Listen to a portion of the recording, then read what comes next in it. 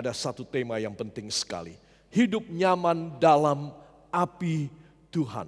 Saudara, api itu panas. Bagaimana kita bisa nyaman di dalamnya? Oh, itu beda. Ya, api-api dalam dunia itu panas sekali. Api neraka luar biasa. Tetapi api Tuhan hebat sekali. Amin. Puji Tuhan. Mari kita akan melihat bersama sebuah ayat di dalam kitab Nabi Zakaria pasal yang kedua ayat yang kelima. 1, 2. Dan aku sendiri, demikianlah firman Tuhan, akan menjadi tembok api baginya di sekelilingnya. Dan aku akan menjadi kemuliaan di dalamnya. Amin. Para kekasih, ayat ini begitu jelas, sederhana sekali. Aku sendiri siapa? Tuhan Allah Yehova. Pada perjanjian lama, pada perjanjian baru kita menyebut namanya Tuhan Yesus Kristus. Amin. Saudara, perhatikan. Kalau bagi orang-orang dunia, api Tuhan akan menjadi apa, saudara? Aku akan menjadi tembok api baginya di sekelilingnya. Bagi orang-orang di luar Kristus, memang api dari Allah ini luar biasa. Panas, membuat mereka menjauh. Kalau mereka mencoba menerobos, hangus, mereka mati seketika. Tetapi bagimu dan aku akan menjadi kemuliaan di dalamnya. Di dalam tembok api ini. Siapa? Anda dan saya ditemboki. Anda dan saya dikasih pagar, dikasih tembok api. Amin. Itu sebab kita akan nyaman dan aman di dalam tembok api Tuhan. Katakan, luar biasa. Saya percaya terjadi pada saya. Amin. Dan aku sendiri. Siapa? Tuhan Yesus sendiri. Aku sendiri. Aku tidak kirim malaikat atau penghulu malaikat. Aku sendiri menjadi tembok. Saudara, dia menjadi pagar yang luar biasa. Pastilah Anda dan saya akan aman. Saudara, mesti diketahui hal ini. Ya, sehingga saudara dan saya akan melihat berikut ini. Kalau begitu memang bisa aku hidup happy, aku hidup nyaman di dalam apinya Tuhan. Amin. Dan api ini juga luar biasa. Api ini mempunyai tenaga, kuasa yang luar biasa. Apakah api Tuhan ini? Yang pertama, katakan kuasa Roh Kudus. Saudara bisa bayangkan kalau kuasa Roh Kudus di dalam saya, di dalam saudara. Bagaimana kita tidak bisa nyaman? Bagaimana kita tidak happy seumur hidup? Ya, bagaimana Tuhan tidak mengadakan mujizat kalau api Roh Kudus, kuasa Roh Kudus mengurapi saudara, melingkupi saudara, sekitar saudara seperti menjadi tembok api, dan itu Roh Kudus. Ya, saudara. Kedua, nanti kita akan lihat pada bagian terakhir, katakan hidup suci. Seorang yang hidup suci dia ditemboki dengan tembok api oleh Allah. Dia dipagari, dia dikuasai. Saudara, dia diselimuti, dia ditutup sama sekali dengan keamanan dari Allah. Kenapa? Karena dia hidup suci dan benar di hadapan Tuhan. Dua hal ini besar sekali manfaatnya. Itu sebab para kekasih, hidup kita jelas akan nyaman dan aman. Amin. Katakan, jelas hidup saya nyaman dan aman.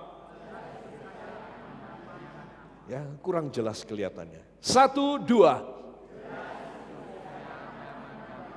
Sudah jelas tapi kurang keras kelihatannya. 1, 2. Nyaman dan aman. Beri tepuk tangan engkau yang percaya. Haleluya. Jadi para kekasih, jangan kecil hati ya. Kalau saudara dan saya diberi uluran tangan dari Allah, aku akan melingkupi kamu dengan apiku sekelilingmu, tembok api. Saudara, dan di dalammu aku akan menjadi kesejukan, aku akan menjadi kenyamanan bagimu. Amin. Para kekasih, marilah kita akan melihat apa sih yang menjadi kehendak Tuhan dalam hidup kita. Dari lidah api menjadi tembok api. Ya, saudara, orang yang penuh Roh Kudus, ya, poin pertama adalah kuasa Roh Kudus. Jadi dalam Kisah Para Rasul pasal yang kedua, tolong saudara buka Alkitab.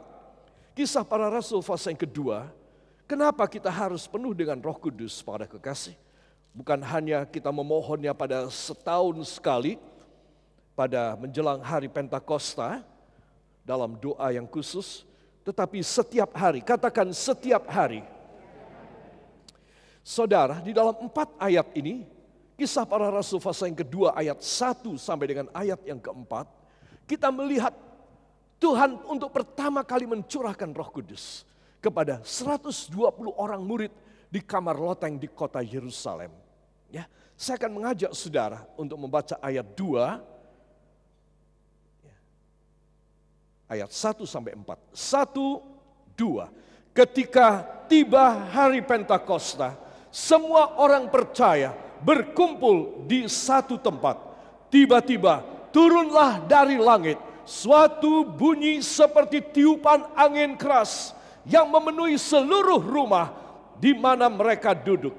Dan tampaklah kepada mereka lidah-lidah seperti nyala api yang bertebaran dan hinggap pada mereka masing-masing. Maka penuhlah mereka dengan Roh Kudus, lalu mereka mulai berkata-kata dalam bahasa-bahasa lain seperti yang diberikan oleh Roh itu kepada mereka untuk mengatakannya.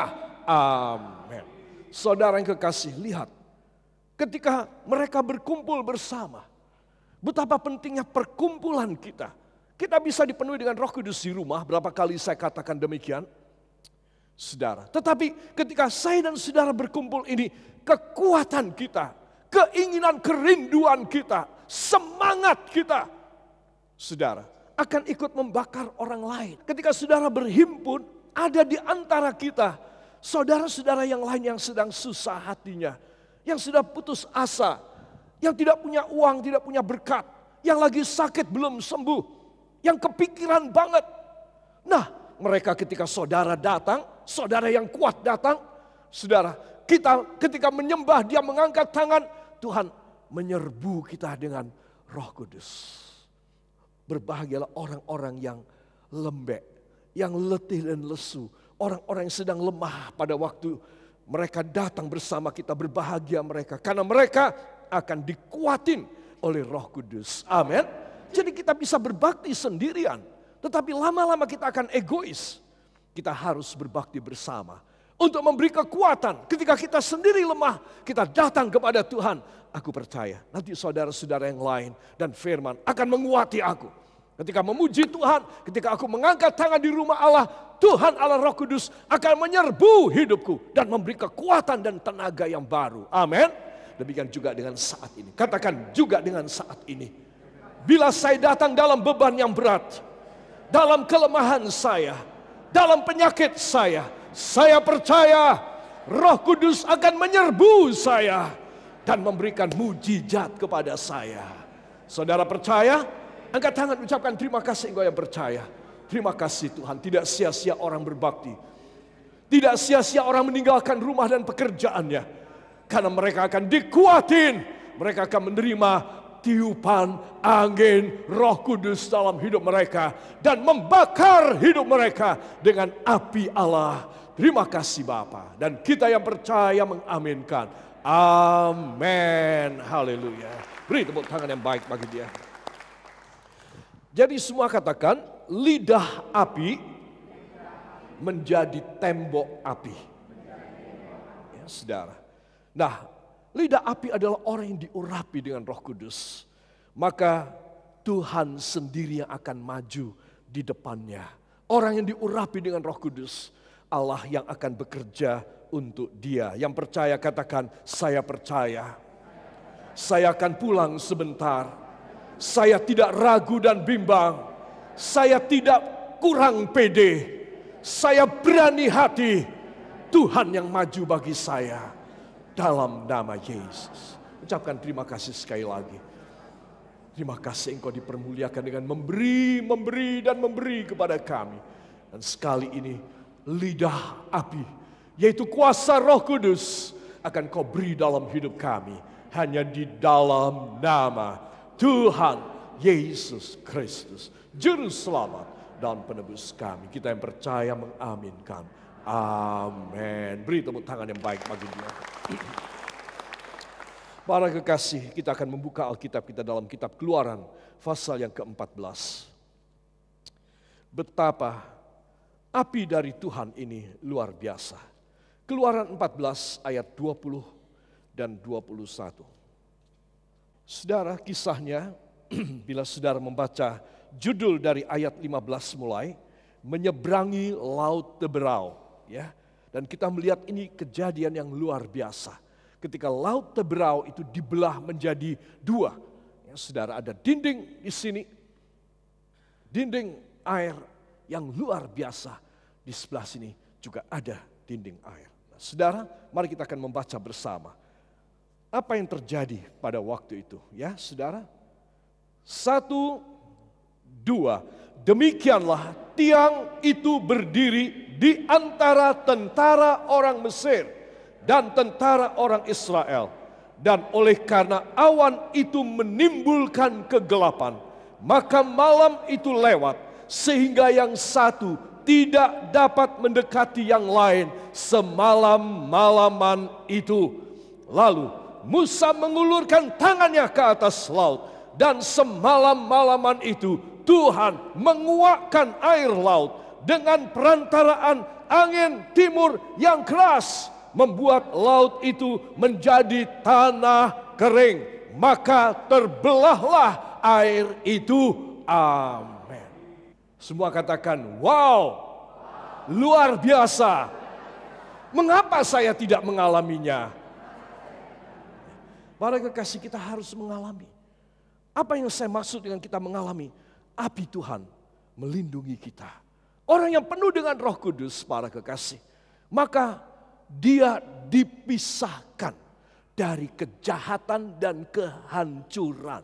Katakan, bila saya penuh Roh Kudus, saya dipisahkan oleh Allah dari kejahatan dan kehancuran.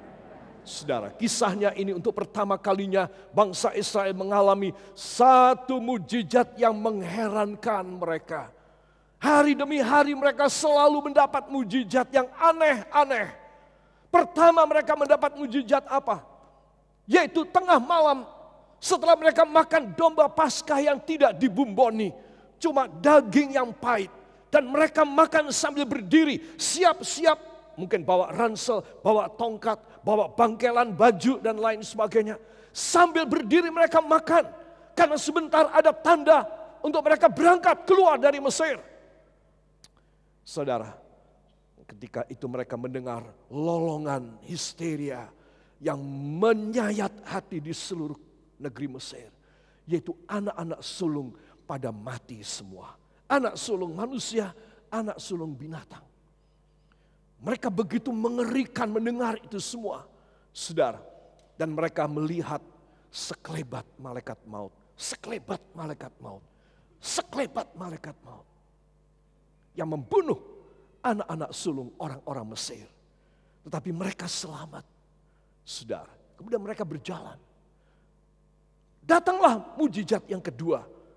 Mereka dihambat, ya saudara. Kita baca tadi. Mereka dihambat dari tentara-tentara Mesir yang mengejar mereka. Saudara, karena Firaun kemudian sadar, loh aku kok kasih izin untuk ini budak-budak Israel pada berangkat keluar. Wah, salah ini. Aku harus kejar kembali. Ayo cepat, kereta kuda dan semua pasukan tangkap kembali seluruh bangsa Mesir. Bawa mereka kembali ke Ramses untuk kita perbudak. Saudara. Dan mereka mengejarnya. Tetapi semalam-malaman itu Allah memasang tiang api. Katakan tiang api. Saudara yang kekasih, itu luar biasa ya. Di sini katakan ayat 19 yang tidak kita baca. Kemudian bergeraklah malaikat Allah. Yang tadinya berjalan di depan tentara Israel. Lalu berjalan di belakang mereka. Dan tiang awan itu bergerak dari depan mereka, lalu berdiri di belakang mereka. Demikianlah tiang itu berdiri di antara tentara orang Mesir di belakang yang ngejar. Dan tentara orang Israel, tentara itu maksudnya adalah rombongan Israel. Jadi di antara rombongan Israel di depan dan yang ngejar tentara Mesir di belakang, itu ada tiang awan dan tiang api berdiri. Saudara, sehingga membuat silau mata tentara Mesir di belakang, saudara. Dan di daerah mereka menjadi gelap gulita, saudara. Karena tiang api